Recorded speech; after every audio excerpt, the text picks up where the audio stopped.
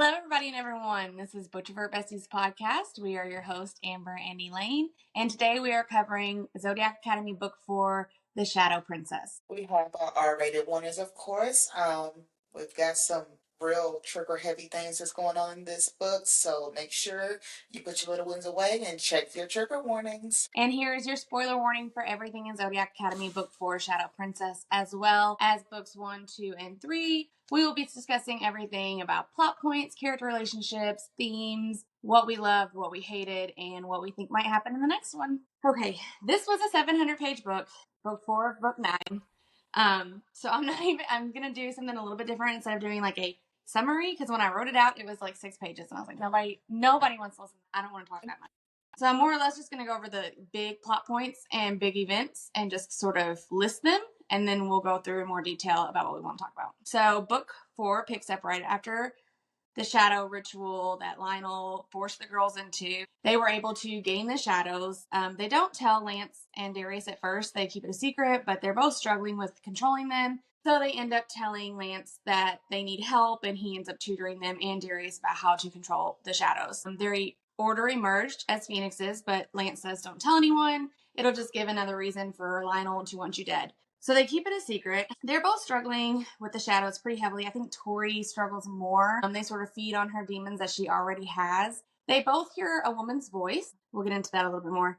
Gabriel Knox gets introduced, who is one of Lance Orion's old buddies from back in his day at Zodiac Academy. He is a seer and I don't know if he can see everything that happens in the future, or more or less he gets visions of what could be, like if this path was taken or that path was taken. But he immediately takes to the girls. He says, we're Nebula allies. I already know it. And he ends up training the girls on how to work through their order form. He's a harpy. He takes them far away from the academy and helps them learn how to fly. And they take to him really quickly. We love Gabriel. Diego admits that his family uses dark magic. He ends up seeing the shadows in Tori and Darcy and says, I can see them in you. I don't know how you got them, but they're dangerous. My family deals with dark magic. My grandmother has imbued her soul into these different garments that we wear. She lives in the shadow realm. It is so scary and dangerous. But he more or less warns them, stay away as much as you can. Lance's 26th birthday rolls around. Darius is excited. He's going to put all this stuff behind him that he's been dealing with, and he's going to party with his buddy. Gabriel kind of crashes the party with the girls in tow. We'll talk about that more. Pictures leak from the party of Lance and Darcy together. They have a meeting with Principal Nova. Lance says, you know what? She just has a crush on me. She showed up. They kind of play it off. They decide they're going to be more careful. But this is the point where Lance says, I don't care if I get caught. I don't care if I go to jail. I'm all in. You're my everything. And Darcy agrees. So even though it's risky, they just decide they're going to be more careful, but they're going to stay together.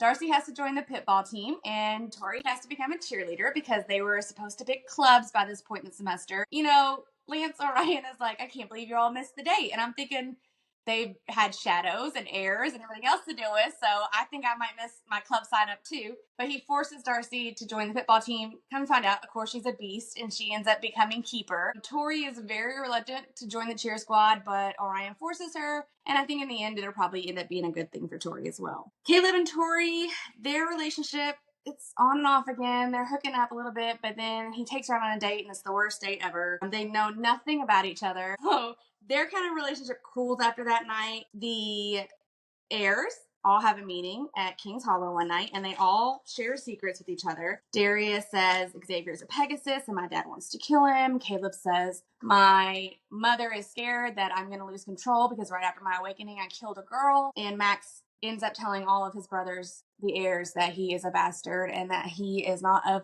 pure blood. Seth is more or less like, I'm an open book. You all know all of my secrets, so I don't have any secrets to tell you. But this is a bonding moment between the four guys. They sort of agree that this is where their loyalty should lie, no matter what they feel for the Vegas. And they decide once and for all, we have to take them out. We have to get rid of them. Max is really like the ringleader in this. He's like, quit messing around. Let's just once and for all get rid of them. So they decide to pull a prank on the girls on Halloween. There's a big party at the Earth Caverns. Tori dresses up as a Pegasus, Darcy as a vampire. And they're having a good time, and I feel bad for the girls because every time they want to go let loose or have fun, something terrible happens. Orion shows up at the party.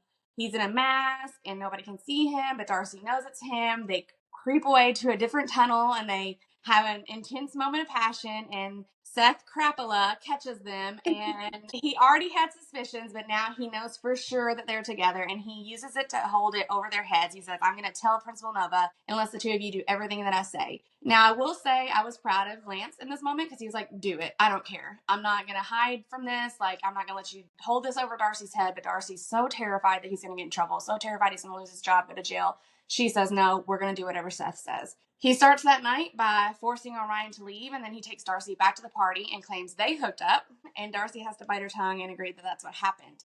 He also forces her to take a potion, and then they sneak a potion into one of Tori's drinks. The potions cause Darcy to see ravens and freak out at the image of birds. It causes Tori to take off all of her clothes because the feeling of touch skin on skin is euphoric.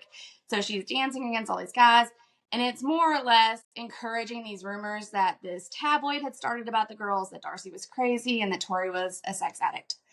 That night, and it's crazy because even when the heirs are doing these awful things, it's almost like they hate themselves for it. Seth ends up carrying Darcy back to Air Tower and is like, just bow and this won't have to happen anymore. He's carrying her, making sure she makes it home okay. That night, Darius gives Tori the antidote, and they have a moment together. They go to the pool, they talk, have a deep conversation. She spends the night with him again. Nothing happens, but they just connect. And then he even feels so badly that he texts Seth and says, don't send the pictures out. And Seth says, I wish you would have told me an hour ago because it's too late. I already sent the pictures to the tabloid or whatever. That morning, Tori wakes up and she is curious about Darius, so she's like rummaging through some of his stuff. He accuses her of snooping, but really he's just mad at himself for what he knows is about to go down. They get to the orb and they realize that the article has been printed, and Tori's furious. She's ready to go head to head with these guys. She's sick of their shit. She's so tired of being the butt of all their jokes. And Darcy says, I can't. And she can't face Seth because she's so scared of what he'll do to Orion or ruin Orion's career. So this is the first moment that this drives a wedge between Tori and Darcy, because Tori's like, you've always had my back. Why don't you have my back now? I can't get over this. I'm so mad. So Lance texts Darcy and says, we need to talk about everything. I can't believe this is happening. I'm so sorry. They meet. Darcy says, I have to tell Tori. I have to tell her the truth. I cannot keep this from her anymore. She doesn't understand why I'm not supporting her. And Lance says, okay, tell her. Darcy is en route to go tell Tori, and Seth Crapola shows up again, and he says, I'm not going to let you tell her. I forbid it. If you tell Tori, I'll know, and I will tell Principal Nova everything about you and Orion. I'll ruin his life. So Darcy says, okay, I can't. So Lance says, well, I'll tell Darius. And then Darius will tell Seth to back off.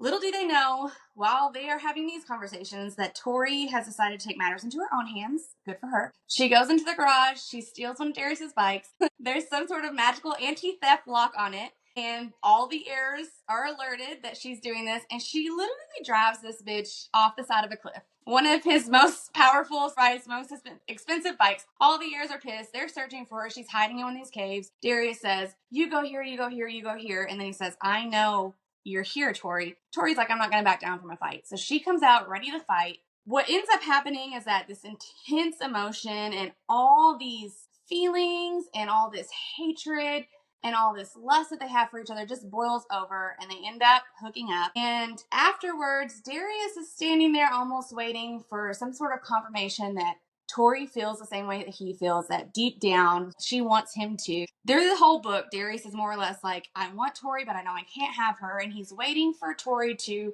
confirm these feelings. And she says, this changes nothing. Heartbroken, he flies off in his dragon form, goes to his guardian, Lance, and is searching for comfort. And Lance is like, what's wrong? He senses all this emotion pouring off of Darius, and he says, we hooked up, and I thought she felt the same way. She kissed me like she meant it, and it was incredible. And then she told me nothing changed. And Lance is like, she doesn't mean it. Go talk to her. Pull your own head out of your ass, and you all need to figure this out. Darius is like, don't give me hope. Don't tell me things that aren't real. And he says, in his anger, Darius says, I wish these Vegas never would have showed up. I wish we would have left them in the moral world to starve. Now, Lance loves Darcy, so he says, you shut the fuck up right now. I don't want to hear that. And Darius is kind of like, why do you care? Like, so you might lose your blood source. They get very angry with each other. Lance says, you are both so stubborn. You're so in your own way. Tori feels she's perfect for you. You all have feelings for each other. And he says, and you're too stubborn to realize that these girls are the solution to all of your problems. They are the biggest chance you've ever had to overthrow Lionel, to get him off of the throne. You need to share your throne. This cuts Darius deep. He's like, I can't believe you would say that after all this time, after everything we've done. You're a traitor. The only reason you're my friend is because of this bond. And it ends badly. They go their separate ways. So now, because of Seth Capella, there is a wedge drawn between Tori and Darcy. There is a wedge drawn between Darius and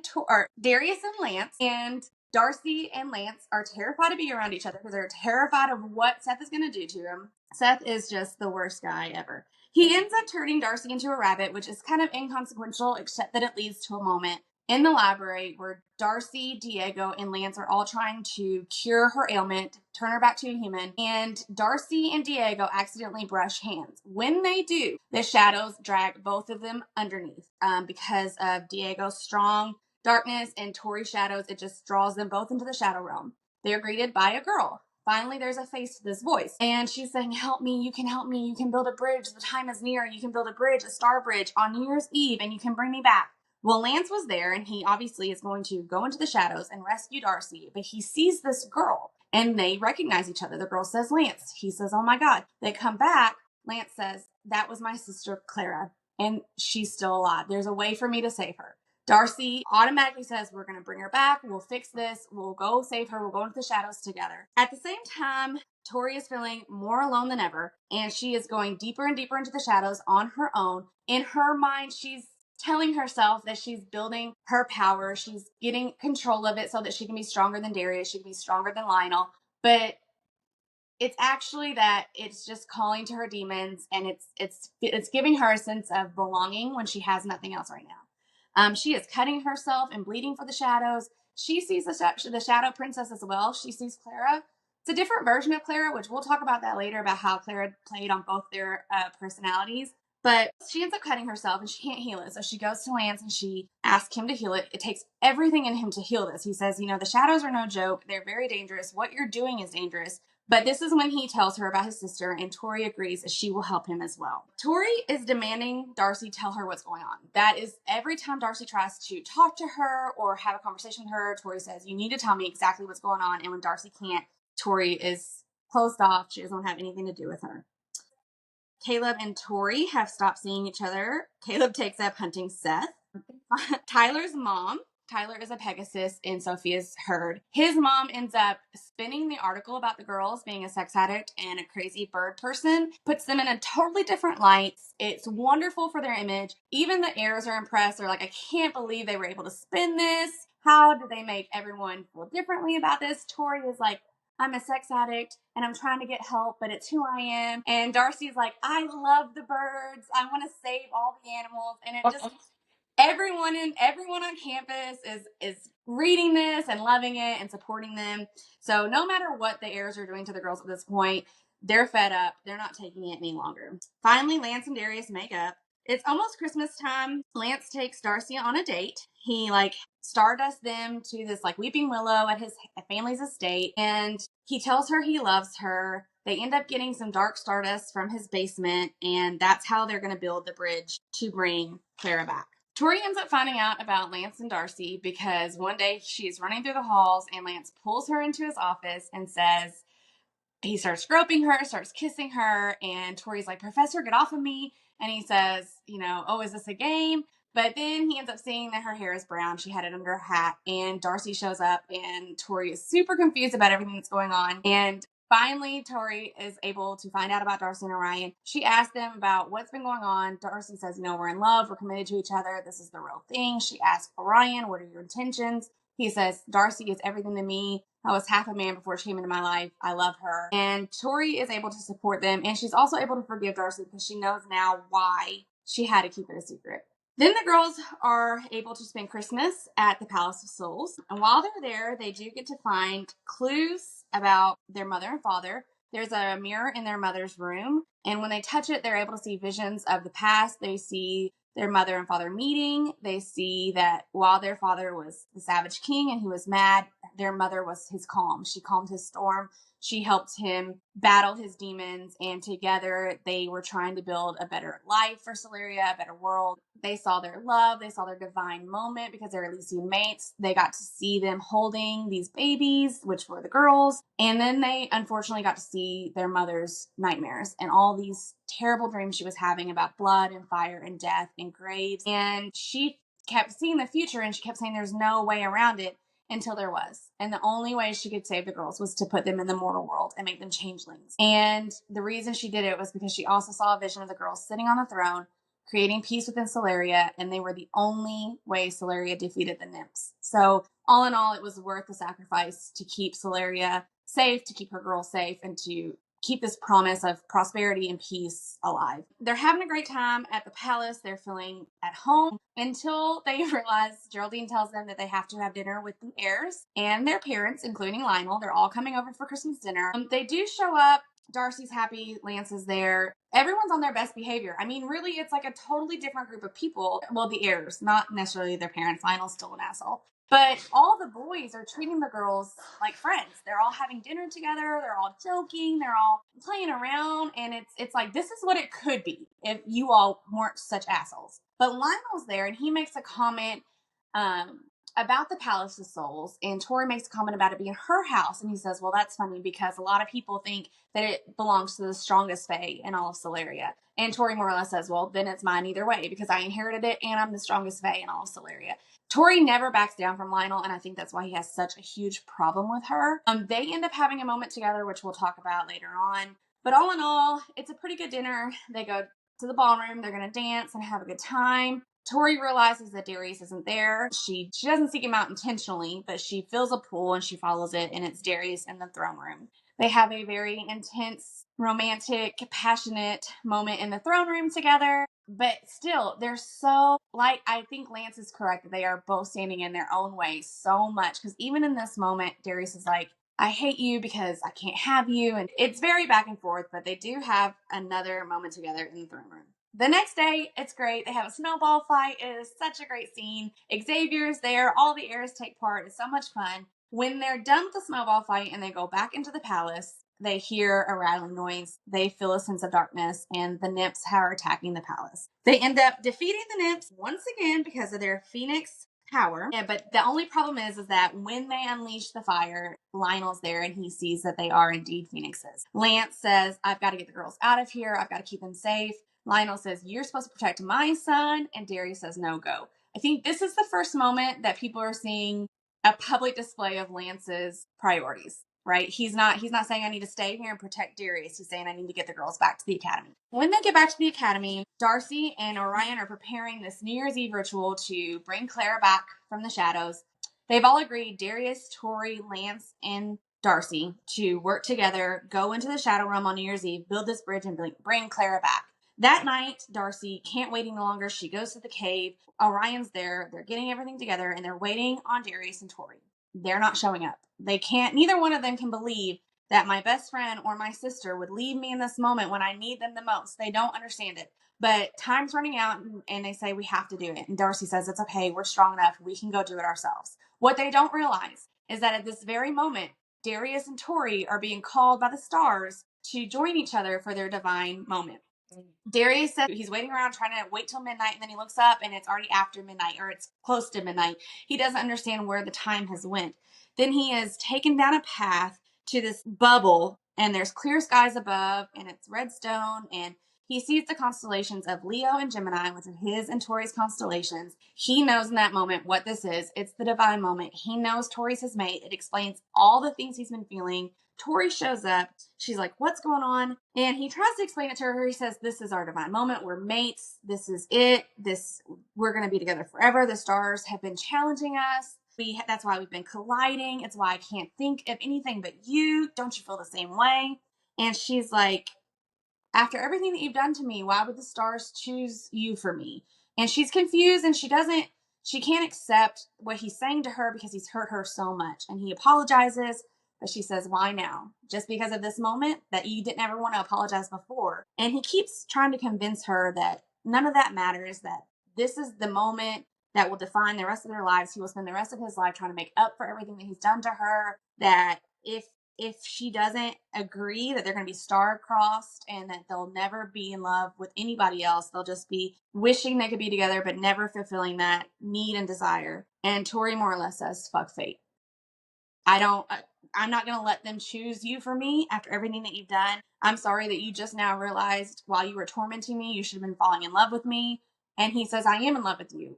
Everything else isn't real. This is what's real. But Tori says it's too late. I'd rather cut out my own heart than give it to you. And in that moment, the black ring forms around Darius's eyes, and she can see it. She knows she has one too. They are now star-crossed. They will never get this moment again. And while they're dealing with all of these emotions and they're forced into this moment together, Darcy and Orion have gone into the Shadow Realm. They have brought Clara back. It has taken every bit of Darcy's power. She just kept giving Lance the power he needed to channel the shadows and to bring Clara back. They're all in this cave, and Clara is weak and she's frail, but she's saying things that don't make a lot of sense. She's saying the shadows took everything from me. You didn't come look for me. And Orion's like, I didn't know. I thought you were lost forever. I'm so glad you're back. But she says, and I'm going to take from you. And so she ends up attacking Lance, feeding on him, draining him pretty much of any blood, and then stabbing him with the draining dagger. And then she uses her vampire speed to leave the cave. Darcy is hysterical. She's begging him to stay alive, and he's saying, don't leave. I just want you to be the last thing I see when I die. And she's like, no, you can't die. He ends up passing out. She wraps her jacket around his stomach in a sort of tourniquet, and then she goes out of the cave and she's screaming, help me. And that's how the book ends. Yeah. Shoo! 700 pages is a lot. Yeah, but it was all right. Let's rate it. Yeah, you go first. All right, let me catch my breath. All right, so I'm gonna rate this a 4 stars. Yeah, I did 3.8 last week. I'm gonna give it a 4 star this. It was a long book, but we got some. I feel like we're going in the right direction here. We've got some different aspects. It's like you know how the different pieces of the clock moves. I think the clock is moving. We're moving. So I can appreciate that. I can appreciate not a standstill. I can appreciate the character development, the adding of the world building with the different palaces. I can appreciate that. So I give it a 4.0. Okay, the last 2 weeks I stayed steady with a 4.0. I'm going to give this one a 4.2. This one was the best so far.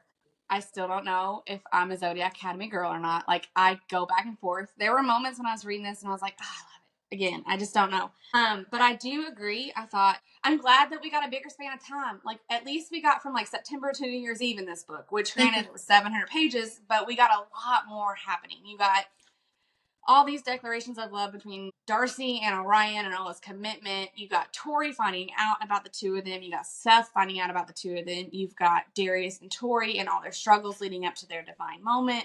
And then you got Tori denying him. You got the shadows that sort of added a whole new, like you said, a different world of building the palace. I loved getting a glimpse into their mother and father's life.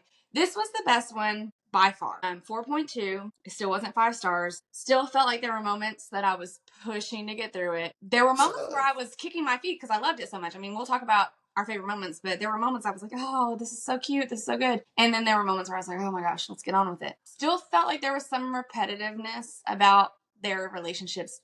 You know, the only one that's steady is Darcy and Orion. Tori and Darius are very hot and cold. The heirs against the Vegas, I'm getting sick of that. Like, let's drop that already. Like, they are powerful. Why not make alliances and go that way? Especially after, I feel like you see the heirs and having their moments of like realization of like, these girls are strong, they're powerful. We could be allies, but they got their heads stuck up their ass. I don't know. They just can't figure it out. But yeah, 4.2, I thought it was good. I think that they literally, after every obstacle they put in the girl's way, I think after every obstacle, they realize this is not a good idea.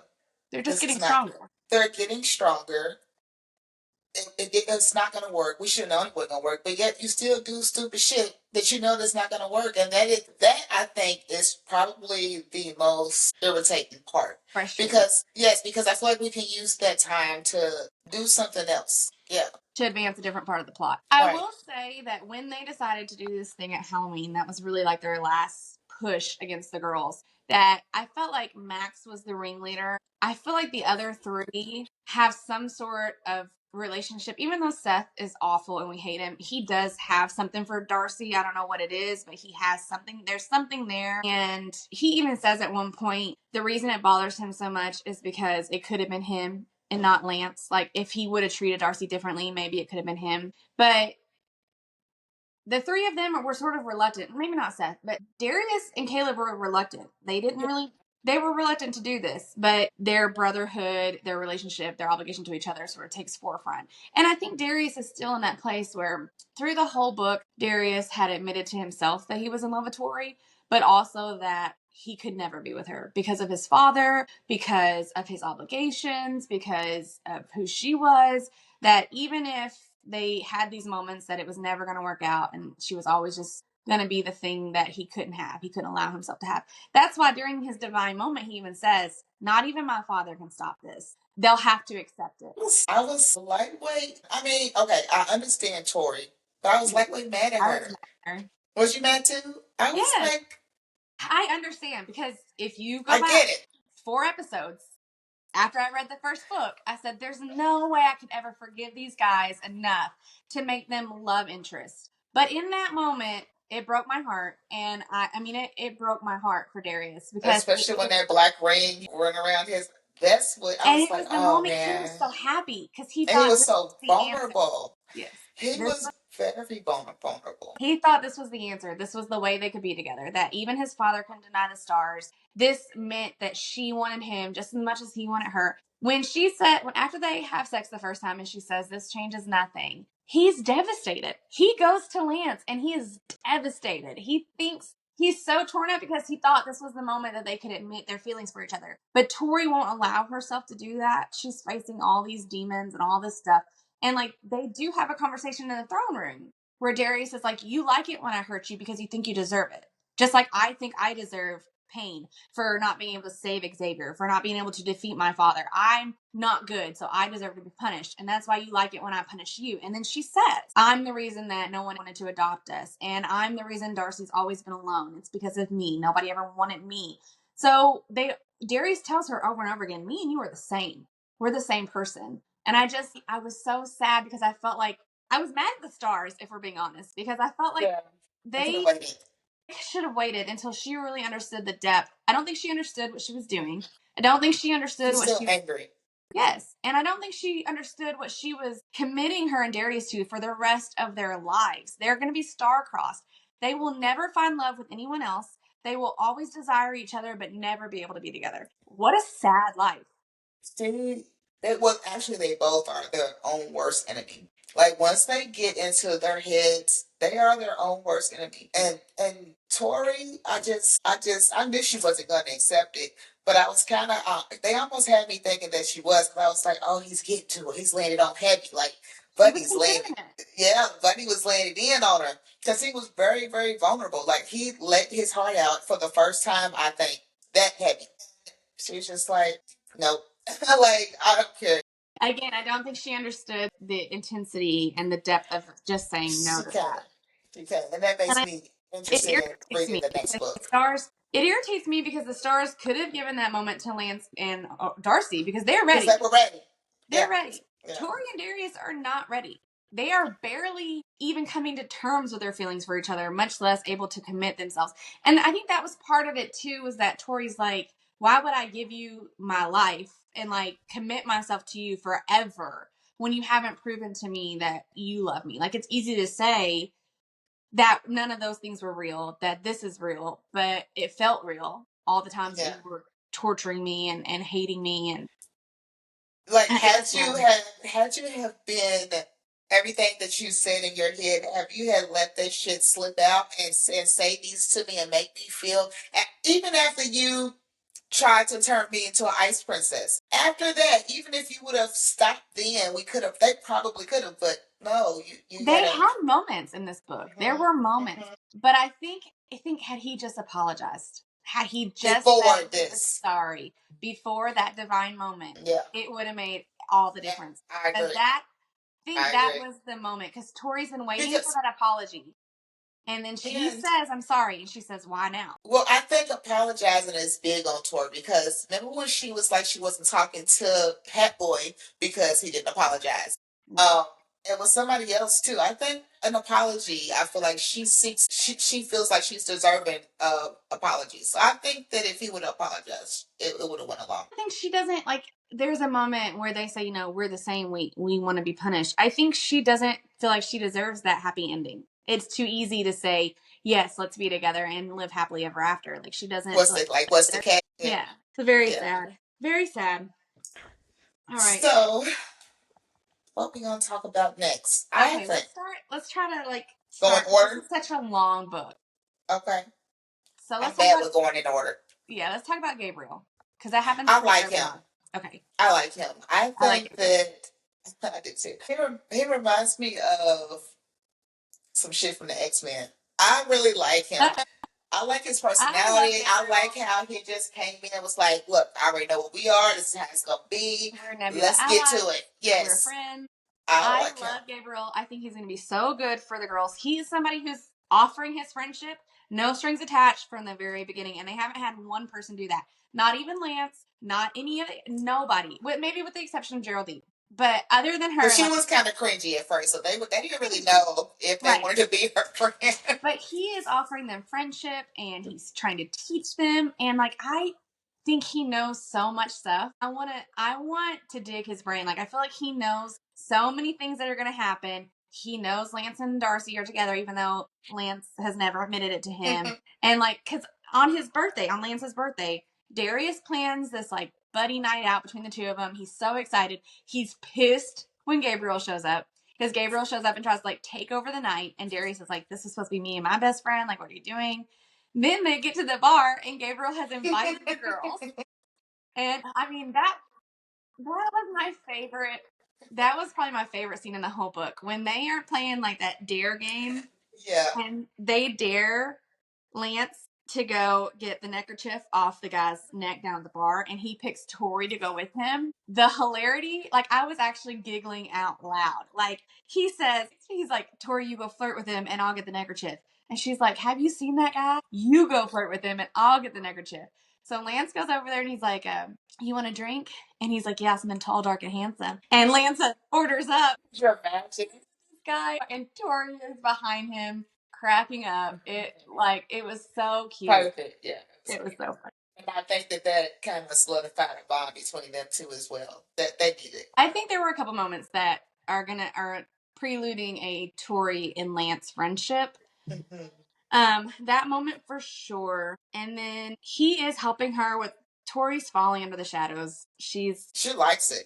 She does. She's a little dark though. She's darker than Darcy. And she's got all these demons, and they feed on that. They feed on her fear. They feed on her loneliness, and they make her feel good.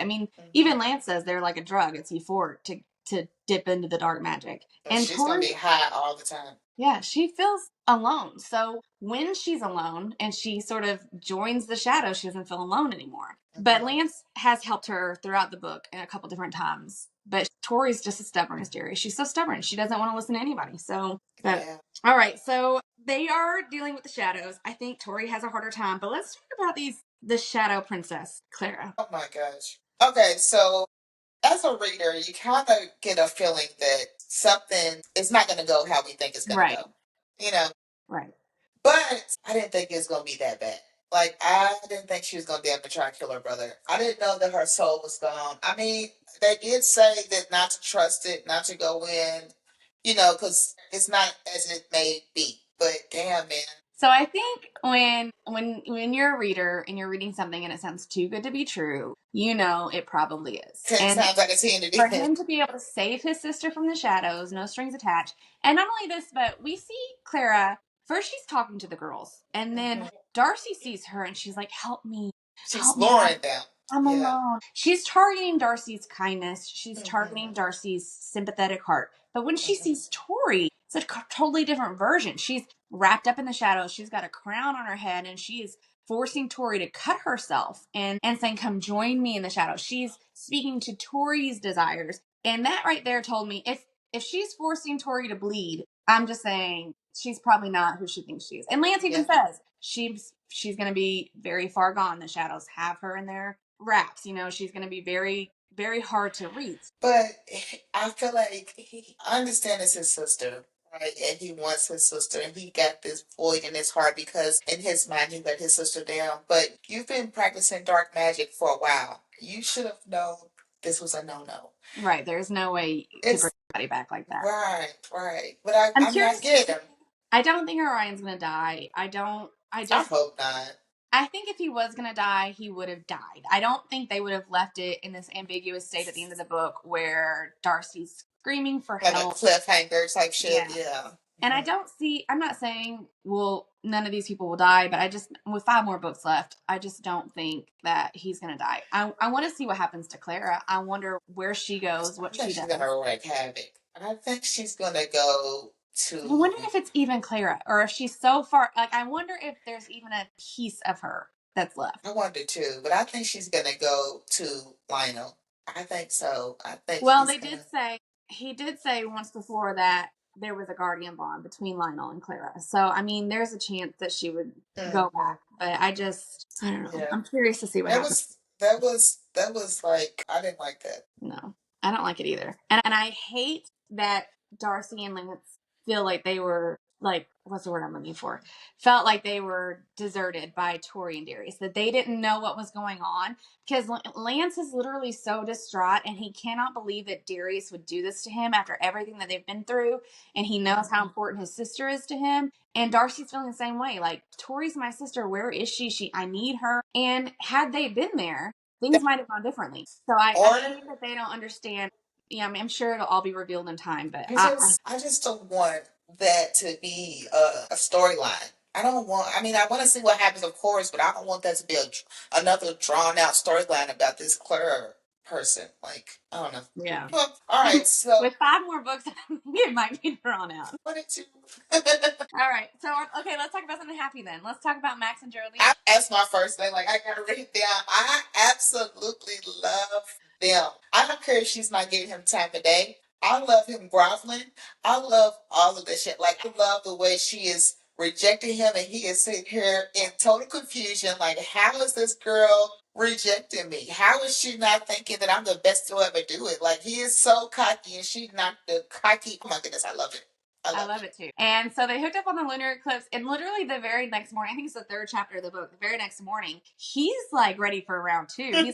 He's literally like, this is the best sex I've ever had. I'm Geraldine's man. And she's about to like go down on her, and she's like, no, I've got to get to breakfast. I don't want any of your floppy flounder anymore. Whatever. And he's literally standing there like with a heart on, like wondering what happened. What the hell? How did he get denied? And he's like, it was the best sex of my life. How was it not the best sex of her life? Like, I don't understand.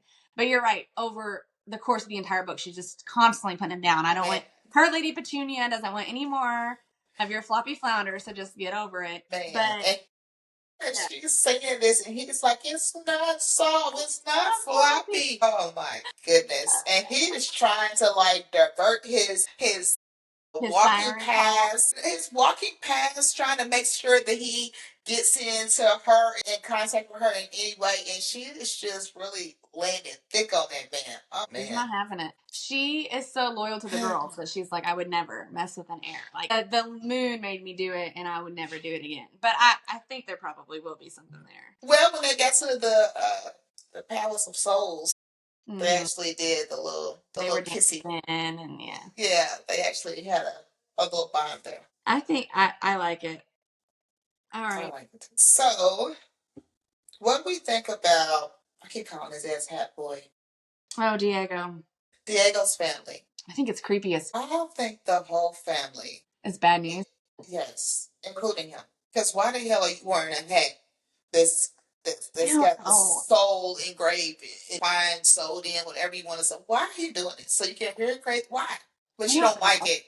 I don't like it either. I think it's creepy as. I'm talking about him. You said you don't like it and it's bad, but you got this hat. You sat up here and made a big thing about this hat. He doesn't wear it though, that the shadows like take over and he can't control them. The only way he can control them is to wear the hat or whatever. But I don't know if he's bad right now, but I think he is.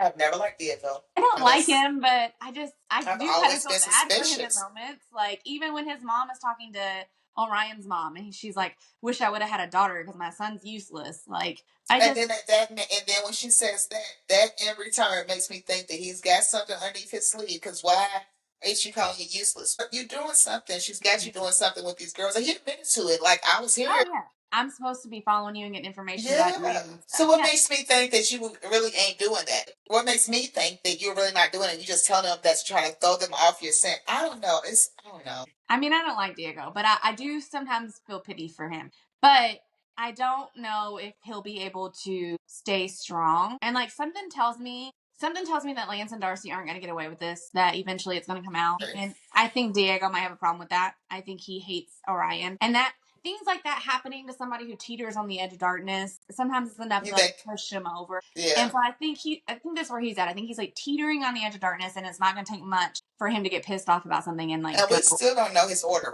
Right? No, that is He cute. knows. He knows his order. We don't Well, know yeah. his I mean, order. at this point in the school, everybody has an order, right? Everybody has an I order, mean, but I haven't. We haven't been introduced to his order yet. all right. I love Xavier. I do too, especially When he's texting Darius and he's like, "If you don't date Roxy, I will." I'm like, "Okay, Xavier." I love him. I hope that he gets to meet Sophia. They're I hope they hook texting. up. I do too. I hope they hook up. I He love that he needs got to it. participate in the snowball fight I know in his order form. in That his was. order form. I love that. That was a great moment. Again, like this is in my brain when I'm reading these moments, like the Christmas dinner when they're all talking, which we'll get in that in a minute because I forgot about that for a second. The Christmas dinner and then the snowball fight. It's like this is you could be this. Like It can all be so simple. it could be so simple and you could work together. Like you could all The share the feature. power. Like Tori and Darcy might sit the throne, but you four could be their counselors. Like you four could be their guidance. Like it makes perfect sense. Like let's get rid of Lionel, the evil guy. Let's share the power and make decisions for all of Solaria together. I just when I see moments like this, I'm like, this is where this is heading, hopefully. Like they're all gonna figure it out. They're young, they're in college, they're stupid. I get it. But I just can't believe they don't see it yet. That Lionel is the. I think besides Lionel, every other heir's parent would go against Lionel. I think that if they all came up to their parents and was like, "Hey, we want to get Lionel out of here, but we need you all's help," I think Your they would support. all. And not only that, but if Lance confronted the other counselors and told them he's got the fifth element of shadows and he wants to dethrone all of you and take the power for himself, him and Stella are working together with dark magic. I think that if they were honest about it, then yes, I think that all the other counselors would support them. And even Caleb's mom and stuff, like they're nice to the girls. I don't have a bad thing to say. Like when they show up, Caleb's mom's like, "You're so beautiful. It was like I was seeing your mother," and it's like a nice thing. And It's genuine. You think it's genuine? Yeah. It's genuine. The only people that I feel like are hateful, evil, nasty people are Lionel and Stella. And that's because and that and in my mind, I'm like, I know if we get rid of them, then it's gonna take away some of the story points of the book. But enough is enough already. We're about to be on book 5. That's the problem, is that we know that's where this is all headed. Yeah. We're headed towards this big epic battle with Lionel. We're headed towards who's going to take the throne, and it's just taking a really long time to get there. And now, like, we were headed towards a Darcy and Lance Elise mate. We were headed toward a Darius and Tori, but now they've denied it. So, so now what are we gonna do? Now what are we gonna do? Like, how are we gonna? Because I mean, I still believe they'll end up together somehow. I don't know how it's gonna work, but I'm like, I can't imagine them not being together unless one of them dies, which isn't unheard of. But I don't know. I don't either, and I feel like we needed, like I like Lance and Darcy together, but I think we needed the spiciness, the adrenaline from Tori and Darius and Elysian make more than we did. Because Darcy and Lance are good together. They already are set in stone. This is what we want. This is how we are. Yeah. Yeah. It's happy and steady and kind of boring. And Darius and Tori sort of provide that enemies to lovers, that tension, the excitement. I don't think that this is the end. Like I think this is maybe stringing that out. Like by saying we're not Elysian mates, they'll still have this back and forth, like this hot and cold. Because if they were to admit it to each other, then maybe they would become kind of boring and safe. Yeah. Okay. That makes sense. Yeah. I don't know. I didn't like it. I hate it. I didn't like the stars for it. I understood why Tori denied it. I didn't like that moment. And it pissed me off that the stars chose that moment to I separate them know. from Darcy and I Orion. wonder Like, what's up with that. Because they knew what they were they doing. knew. Yeah. Yeah. That's why I said I wonder what was up with that. Are they trying to cause a divide but make Take her care of exit? You know that's what I'm written. saying? That's written in the stars. So that has to be like, I don't Yeah. know. I was I don't thinking know. that. I really did like them being at the palace. Oh, okay. Okay. I'm trying to keep. This was a 700-page book, so there's so many little things that happen that I'm like, ooh, oh. When they see the mirror and it's got a harpy and a hydra, and then it's got phoenixes on it, and they're like, how did they know we would be phoenixes? And then they see all these visions. I loved that vision. I loved them seeing that even though their dad was kind of a savage guy and was But kind he of loved ruthless, them.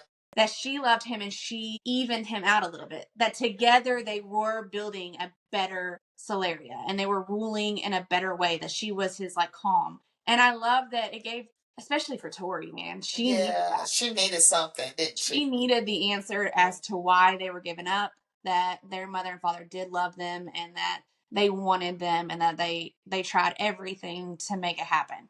But when they are saying about the visions, the mother says, I see fire and blood in a row of 5 graves. Who is the 5th grave? And then in the middle of the night, they are woken up, remember, by the moon and Yeah. their mother's voice, and they're led to this door and they see a vision of a young Astrum taking a little boy by the hand and forcing him out a door and saying, this leads you out of the palace, you'll be safe. Who Who did was they that have little a brother? boy? That's what I was thinking too. I forgot about that moment. I did think that they had a brother too. Because who is Astrum leading out of the palace? Because at this point, the reason she saved the girls was because they are the answer, right? It's not even about saving their lives. It was about Solaria. They are the only way to protect Solaria. They are the only way to overcome the nymphs. It's bigger than them. It's bigger than their lives. It's about the betterment of everybody. So who's this little boy? He was left behind with mom and dad. Was he their brother? And he what like who is he? I hope we get answers because Oh my it God. couldn't be in the book for no reason. No, You know what I'm saying? I'm assuming it has to be a sibling A brother. because It has they to be. said a row of 5 graves, but Which no is one, the 2 girls, the the mom mom and and dad. dad, and the brother. But Yeah. why is nobody mentioning? Lionel says at one point in the Christmas evening, he pulls Tori aside and he has a conversation with her, and then he thinks he can dark coerce her into forgetting it. But he says, I was your father's friend. Why is nobody mentioning a sibling? That If they maybe had a brother, why have none of the counselors mentioned it? Why has Lance not mentioned it? I don't. Geraldine, maybe. I don't know. I wonder if Geraldine knows. I don't. I'm like, I Because don't she knows understand. a lot. I don't know. I don't know Lance that. knows a lot. Lance is very smart. Like he knows a lot about the He history. is very smart.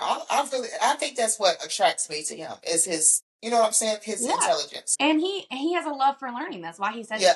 he connects with Darcy because he sees that in her. She's always asking questions and wanting to find things. Mhm. But like he's very smart, and he's the one who tells them like when they very first get back to King's Hollow after the Shadow Ritual. He says, "You all are phoenixes."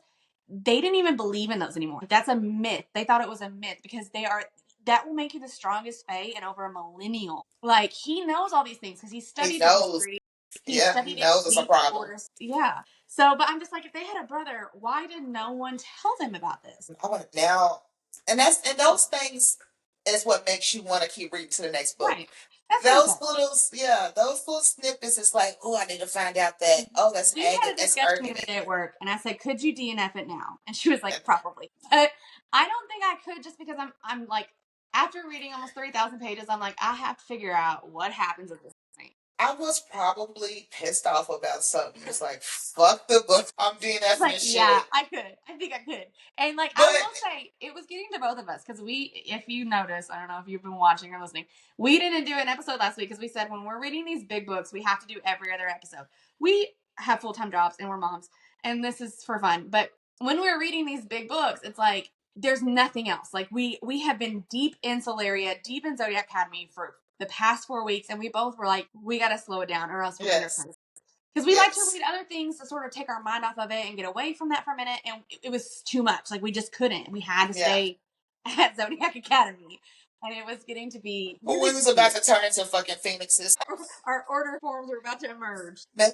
Yeah. But I don't think I could DNF it. I think that even if we decided not to do it, I would have to figure out what's I going on. have to figure it out. Like, it's frustrating. Just like I said, I was probably pissed off. Now, I will say, I feel pretty confident that when we're done with book 9, I don't need to go to Siluria again. Like, a lot of people are like, there's a prequel series, and there's novellas, and there's a spinoff, and I'm like, they can all kiss my ass. As much as I love Gabriel, I don't want to know enough to read a whole book. Remember he was like, oh, I would love to find out, but did I open the Gabriel's book? Hell no, because I can't.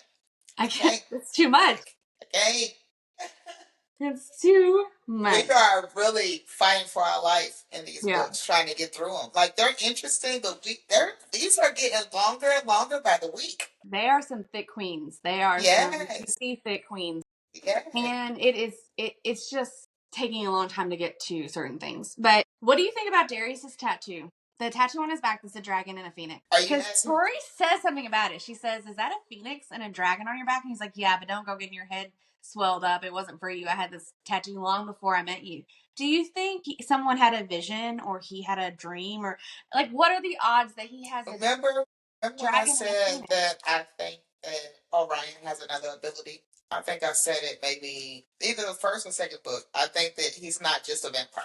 I think he can. But my question is that if Darius knew, if he had some vision or some inkling that he would end up with a phoenix, why has he still been acting the way he's been acting, knowing that hello, big red flashing light, I'm a phoenix, and you like because I think that I think that all seers are not the same. They may be able to see, like, okay, you're going to end up with this person, but not you going to go through these trials. I think in his mind, I think that he was like, I'm going to get her regardless. So I'm going to treat her how I want to treat her. And I think that he's going through the fuck around and find out phase right now. But I think in his mind, eventually he knows he's going to be with the girl. But I actually, because if you think about it, Orion is at the right place at the right time all the damn time. Yeah, I mean, I agree. I could see something like that happening. But I don't know if it's like a That's So Ready moment where he's like, and then get a little snippet, or if he's like their mom and can just see like all types of, you know what I'm saying? I don't know. Like, and I think even Gabriel, like, he's a seer, but I think even he says like he told Tori at one point, he said, go borrow Stardust from Darius, but you have to do it before midnight, because if you go after midnight, it's going to be a different, like, the outcomes will be different. Like, if you go before midnight, it'll be a good experience. If you go after midnight, it'll be a bad experience. Yeah. And it's like, so there's different paths and different choices that you make that lead to a certain outcome. I think that tattoo was definitely for him and Tori. He can lie to her all he wants to, but nah. What are the odds? Yeah, come on. A phoenix that hasn't been heard of in millennia. Yeah, okay. Right. Let's talk about Christmas dinner. Let's talk about Tori at Christmas dinner with each boy's hand on her leg.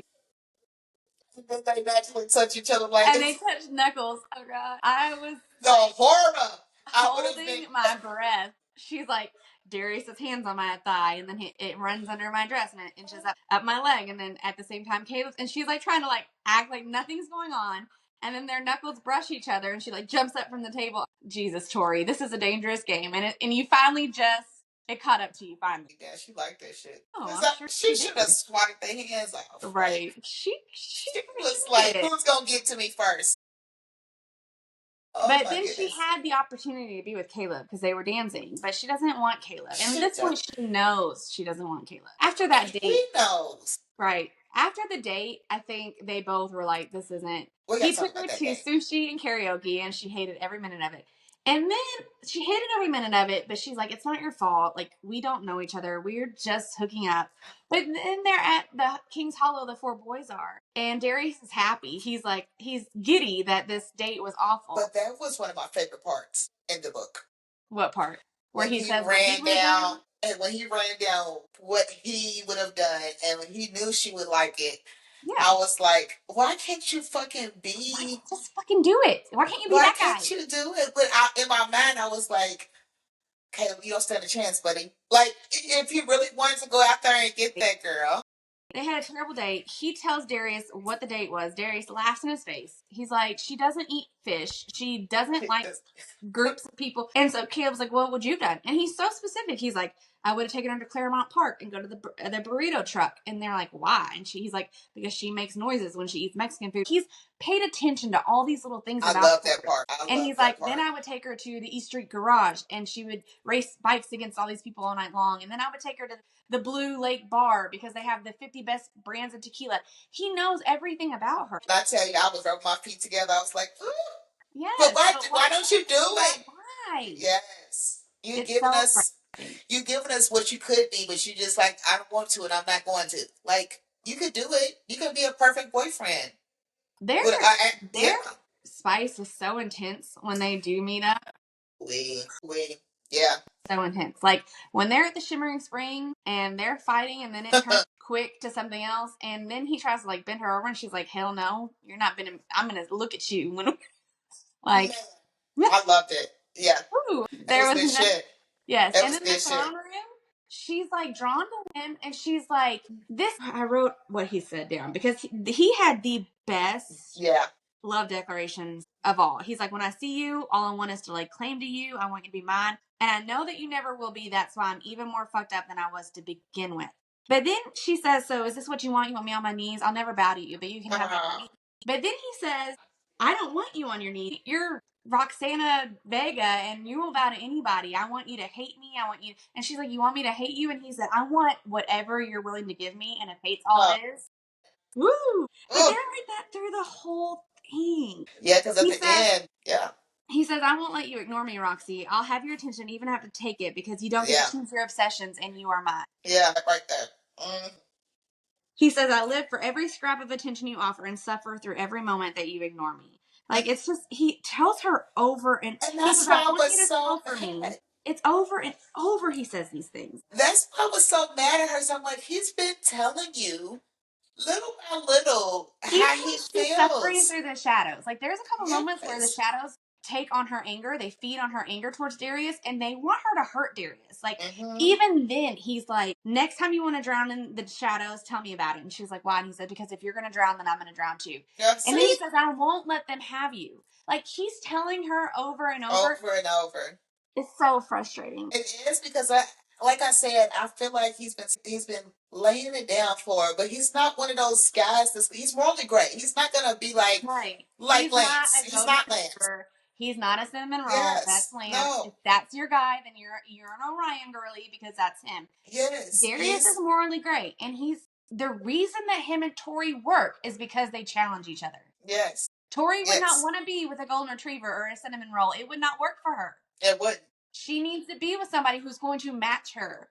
And I feel like for him to say these things to her, she's got to know that they're true, first of all. And second of all, you got to understand how hard it was for him to say it because of his personality. His obligation. Yes. And then on top of that, he's been saying this. This is like the second book now he's been. He's not saying that we don't have problems, but he's saying, this is how I feel about you.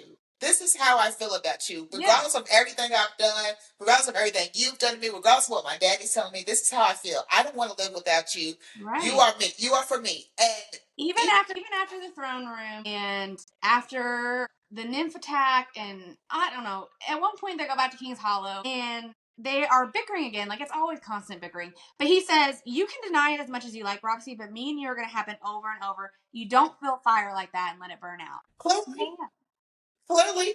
Man. Saying you can say whatever you want, baby. But I'm coming every time. It's going to happen over and over again. Every time I'm coming. And you're going to allow me you're going to open the door. And you're going to like it. Right. You're going to be begging for it. Yes, ma'am. That's why it was so hard to read her deny him. I know. I want to accept it and be like, I can understand. But like you said, this is almost like the second book of him telling her over and over, like, I want you. I shouldn't. I hate you in some ways, but I can't stop thinking about you. I want to be around you all the time. I can't stand it when you ignore me. All these different things over and over again. Tell her how much he loves her. Yes. And he had some of the sexiest things too. At one point, they're picking on each other, and she said, should I tie my hair in pigtails? And he said, so you can pull it. And she's like, be careful what you wish for, Roxy, because if I pull your hair, you're going to be screaming my name. That's what I need. The way hair would be in pigtails. Every day. What are you talking about? The next time you saw me, we're Pippi Longstockings. I'm telling you. I'm going whole Britney Spears. Right. I love Darius. I think I'm a Darius girl. Orion had a couple of. He did tell Darcy that he loves her in this book. Yeah. He did tell her that he thinks they're Elysian mates. Mm-hmm. And then there's one part where Darcy's like, "We shouldn't be together," and he says, "I'm not the better man. I'm the devil, and I want you more than I've wanted you." So if I could have, okay, a mixture at the same damn time. At the same damn time. I'm telling you, because it's like, oh, here's the angel and then here's the devil, and let's That's just exactly what it's like. Yeah. Like Darius is every red flag and Orion is every green flag. Yeah. And like you can't in your brain is telling you Orion. Because he's the green flags, right? He's so nice. He's so committed. He loves Darcy. He tells her, you're everything to me, and you've made these last few months the best of my life. And I worked hard before you showed up. But that was sad from him though, like in the pitball arena and stuff. Like Professor can get it too. Oh yeah, yeah. You talking about we'll get this work? Yeah, yeah. yeah. I do like him. I just think that so far Darius has had the better declaration, the better moments. I agree. But he's also fighting to the nail where Orion isn't. They're together. They are. And I feel like he's gonna live, and I feel like disaster's coming for the two of them. I feel like it's gonna be bad. Everything is gonna be bad. I think that's gonna be their climax. Maybe that's their challenge. Like you know how they say these teammates have all these challenges to overcome. Like I think that might be because I don't know. Just too many people are finding out now. You've got Darius, Tori, Seth. You've got all these different people now that you know. And that boy, he knows too. Oh, Diego, yeah. And like all these, he don't really know, but he knows. They're not being very, and like it's Orion is literally like I should be careful, but I don't give a shit. Like I'm gonna do what I'm gonna do because I want to be with you. And Gabriel knows. Like there's all these people that know now. It's not just the two of them. But it was funny when Tori found out. I think Seth's gonna be the one. I do not fucking like him. I don't like him either. And then I don't think everybody else has had some type of redemption. I don't even care if he kisses the Pope's feet. Like that's what I'm saying. He's disgusting. When he kicks Darcy out of his pack, he ends up making her challenge him, and then she's her out of his pack. And it's whatever. She's not even mad about it because she knows that's what had to come to pass or whatever. But then the next day he's like, I had so much sex with my pack last night. I'm like, you're gross. It don't even matter what. It's orgy style all the time. Yeah, with his pack. It's gross. It's nasty. And then like when Caleb hunts Seth, did you get some vibes? Remember I said that it was one of the weeks I said I think Seth and Caleb. And you said because it's weird because Caleb is the one that doesn't really like all that touchy-feely shit. Like he's the one that don't. But I think them two are going to be together. Caleb was missing the hunt because of Tori. Cut him off or whatever. So then Seth was like, well, you can hunt me. And Caleb liked it because Seth could match his like energy and he could match his strength. And they were really like fighting each other. Yeah. And then he fed from Seth. And it's like, I don't know. It was weird. It was very weird. And I think it's going to be more interesting as the next book goes on. Because they liked it. And he even made it a point to be like, I didn't even want Tori really because. No. And even Seth said, was I better than Tori? And Caleb's like a competition. Honesty, yes, you were. And I think it's so funny every time Lance and Darius have to fight against their bond. It's cringy, but it's laughable. Like, they were mad at each other. They spent all this time away from each other. And Darius, one night, like a scorned lover, is like, fuck it, I can't live without her. He, like, runs to his house. Lance already knows he's coming. He's got the door open and his arms wide. And they, like, embrace. And then Darius is like, God, you smell so fucking good. And Lance is like, it's taking everything in me not to kiss you right now. And then Darius says, maybe we should just give each other blowjobs and be done with it. Oh my God. It's so, and then they literally cuddle they don't go that far. They don't ever like they never kiss or do any of that stuff. But the bond is like, it's crazy. Pushing them to it. Yeah. So they end up like spooning and watching a movie and holding hands. And it's so funny to me. That when he ran and hugged him, I immediately thought of Dirty Dancing I just like, the minute like Orion flies the door open and he's like, come here, honey. Like, oh gosh. So funny. It's weird that his dad knew what this bond would do with them, right? Yeah. But you put a male knowing that. But I also think that's a whole other power play. Like, you think so? Uncomfortable and Yeah. Oh, what a Well, dick. and apparently it ruined. I mean, Lance says he loves Darius and he's Darius's best friend and he would want to protect Darius regardless. But it kind of ruined his life. I mean, he Yeah. could have been some big pitfall star, but he couldn't go.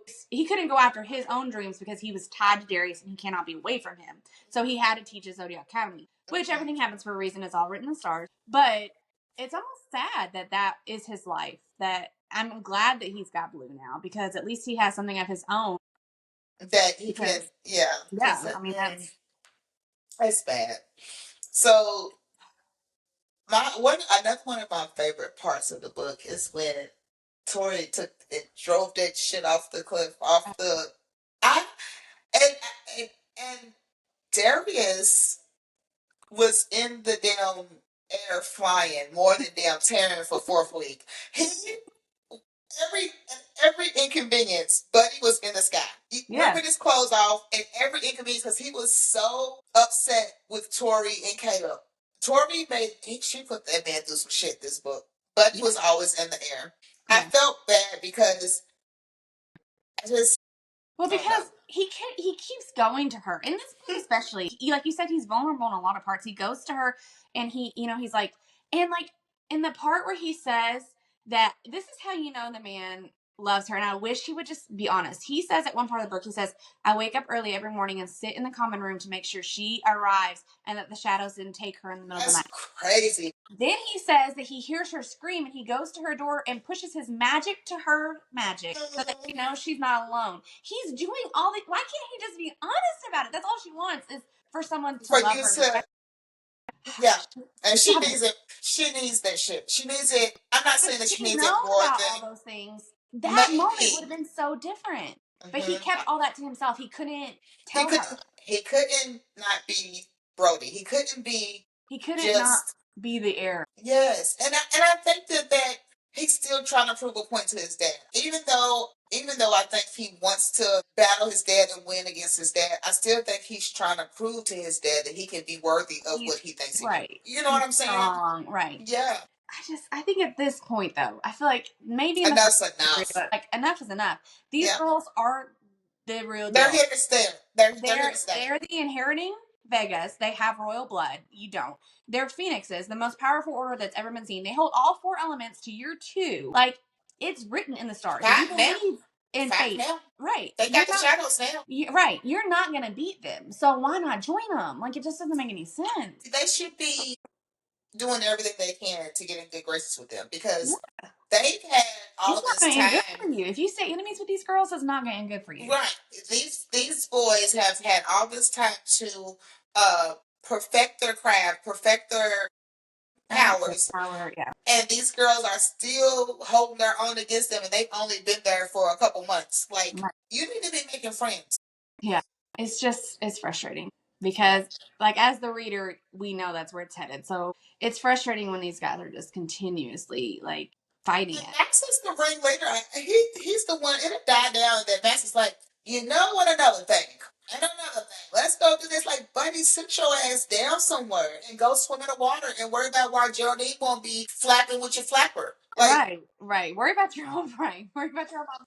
But what I'm saying is that I wish they were like self-aware enough to realize that they could all work together. There's enough room for all four of these boys plus the girls. Like I truly believe that. but it's probably hard for them because they have been the center of attention for so long. And people have been worshiping them for so long.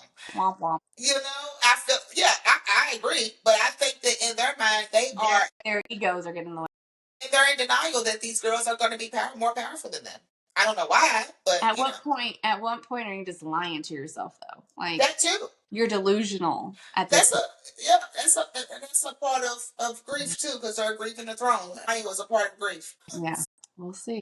I'm curious to see what happens in the next book. I want to see how this fated mates, star-crossed lovers shakes out because I wonder if it's gonna make them more like hate each other even more. I will be pissed off. I hope not. I'm sick of that. I'm sick of that too. And I wonder how everyone else is going to react. Like they've got these black rings around their eyes. They're going to know. No.